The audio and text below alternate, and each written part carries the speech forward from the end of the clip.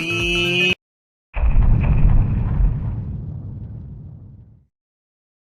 Number 80, JoJo's All-Star Battle. Of course, it's JoJo. I can't go one day without JoJo's Bizarre Adventure being shown or mentioned.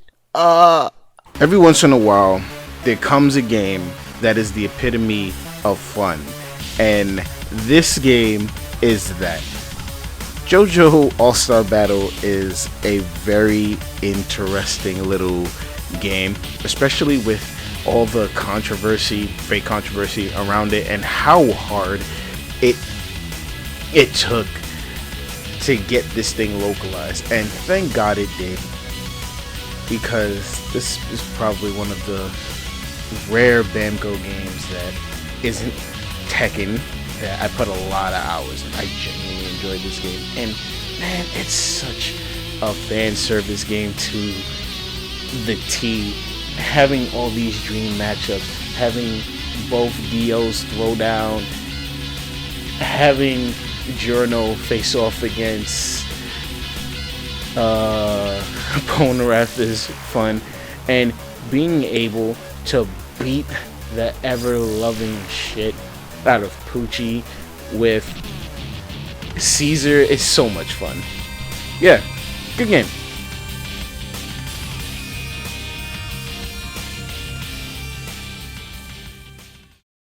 Number 79, Galaxy Fight.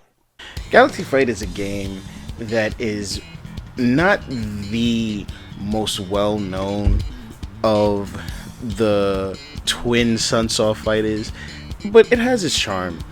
The character designs are really cool and really original. I genuinely enjoy the creativity that comes with some of them. Like Gunter's cool, Rumi's amazing, and I'm gonna be real, even the human characters are kind of dope. The original Jury before the one that we got in Street Fighter, Rolf is such a goofy looking character, but he's also fun. Kazuma, a space ninja, dude, that's absolutely sick. And the soundtrack, whoo, baby, that soundtrack is sick. Even the character select screen alone is worth the price of admission, because man, I have heard of slap bass, but man, the composer for this absolutely caressed that bass. Y'all need to go hear the character select theme, man. Oh my goodness. But yeah, Galaxy Fight's dope. Galaxy Fight is one of those games that genuinely should get more love. However,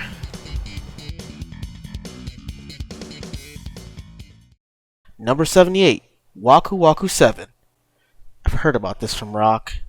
it is this sister game that deserves and gets all of the love.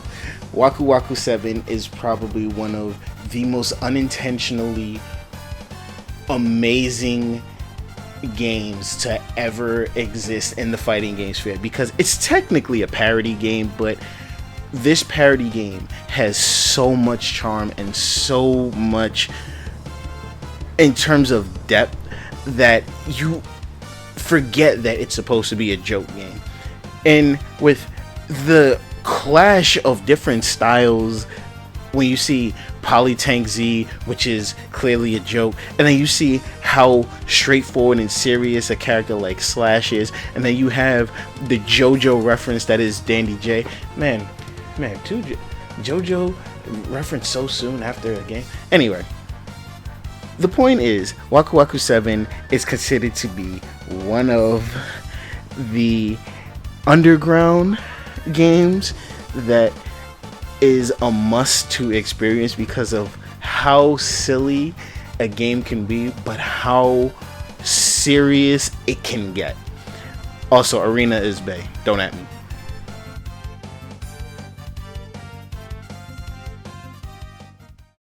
Number 77, Chaos Breaker, Dark Awake. What happens when you combine KOF with Dungeons and Dragons and Marvel vs. Capcom assists? Well, more Marvel vs. Street Fighter assists. You get Chaos Breaker, or Dark Awake in the PS3 home port. This game is a game that I genuinely wish got a bigger release, because so far it's only on the Japanese and the Hong Kong stores of PS3, which unfortunately is going to go down soon. So please get your opportunity to go grab that thing when you can. But the sheer amount of creativity with this one, with the teams being based off of races in D&D, and the fact that the item system is also pretty cool too, with every character in the game having a very specific item that they have an affinity for that will buff them and potentially buff the other teammates too with its use, is really, really cool and really ingenious. And like, a lot of people can find infinite like playtime with this by just experimenting with using the teams and using the items, which, you know, that's the mark of a good game, to just dive into it. Just, it's one of those games.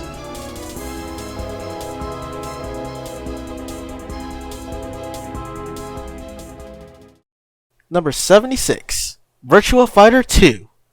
When people ask me what are my favorite fighting games, or what was the first fighting game that I played, normally I respond with Street Fighter 2 being the first one I played, but Virtua Fighter 2 was the first one that I wanted to learn, because I had a Saturn and I played the hell out of my Saturn, rest in peace, with this game. It's really, really cool to see how far Virtua Fighter has come from the moon jumping ways and the very limited movement for what was supposed to be a 3D game. There was no sidestepping at the time, to what we have now with VF5, Revo, and hell, even Tekken, because, you know, Virtua Fighter came out 1 year before Tekken, but still. Virtua Fighter 2, however, was the go-to game for a long time until 4 came out. 3 is good, but 2 just hits the charm, even if the AI is cheap. So, it's easy to access if you're a Yakuza fan, but yeah, give it the good old college try, because, you know, sometimes the classics still hold up. Number 75, Chaos Code, New Era of Catastrophe. I want to thank my mentor, Guy032K4, for bringing Chaos Code to my attention many, many moons ago on the PS3. And when that game launched, I played the absolute hell out of it. So when I found out that New Era Catastrophe, the update sequel, was getting released, I had to play it, and man, oh, it's so much fun. I'm not gonna lie, I didn't think I'd be playing Captain as much as I did. Such a weird ass character, but it's a weird ass character in an anime fighter full of weird ass characters. This game is fun, and I really appreciate the fact that it has a really interesting system where you can choose how you want to make your approach. You can choose to dash, or you can choose to run, and then on top of that, they give you 4 extra moves to customize your approach per character. You get 2 specials and 2 supers, so everybody can play differently. You know, it's kind of like the Gogi system, except it's moves instead of functions in order to activate. So, you know, it's a pretty game. It's an awesome free-flowing game too. And I think with the character designs and the kick-ass music and how smooth it plays, it's worth your time. Number 74, KOF 94 Reboot. The first game that started the franchise gets a remake, and despite the fact that it hasn't really aged well, the original that is, Reboot is a repackaged version of it where it still hasn't aged well moveless wise, but it responds better than the vanilla one. And at least it looks pretty with the 3D stages and the S-tier arranged music. I'm not gonna lie, this is definitely an acquired taste game, because coming back to 94 after KOF has refined and perfected what the formula of KOF should be, is a bit jarring, especially with these archaic move inputs. But you gotta know your roots. You gotta put respect on where you came from. And with the remake, with Reboot, it definitely does that. You gotta give it up, man. 98 is still better though.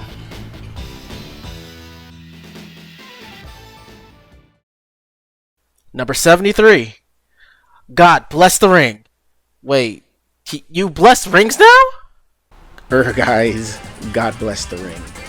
My word, this game is so absurd on so many levels. And the reason why I think it is as memorable as it is for a lot of people, not me, is because it had the Final Fantasy VII cast in it. And I'm not gonna lie, they are kind of fun. They weren't my main focus of the game, because I really enjoyed how multi-tiered some of those stages were. I really enjoyed the fact that God Hand is a Mishima that needs to be in Tekken, but it makes sense since Bamco helped make the game.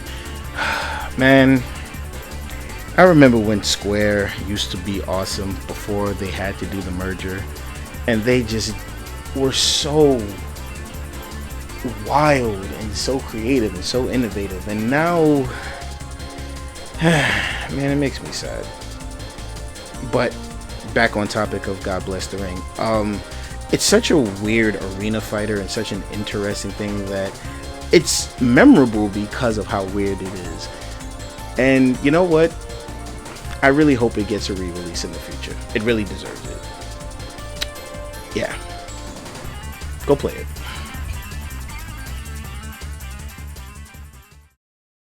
Number 72. SVC Chaos. Or SNK versus Capcom Chaos. Of the SNK and Capcom crossovers, I know for a fact this one is the black sheep, and I'm not even going to dispute that one. It deserves to be the black sheep for a reason. It's busted, it's messed up, it's absolutely fucking bonkers. The structure is not there compared to CVS 1 and 2. Hell, not even to Match of the Millennium.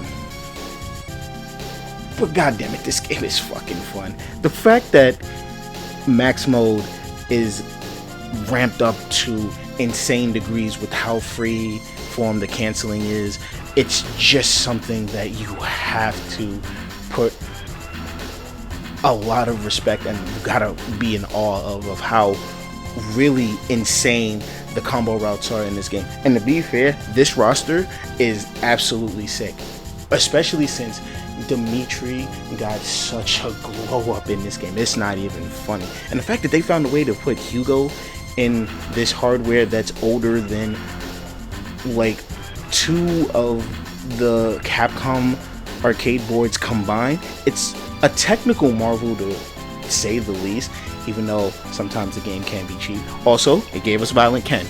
I can't hate on a game that gave us one of the most funniest and stupidest evil versions of a character that ever exists.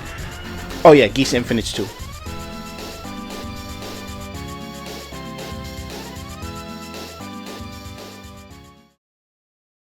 Number 71.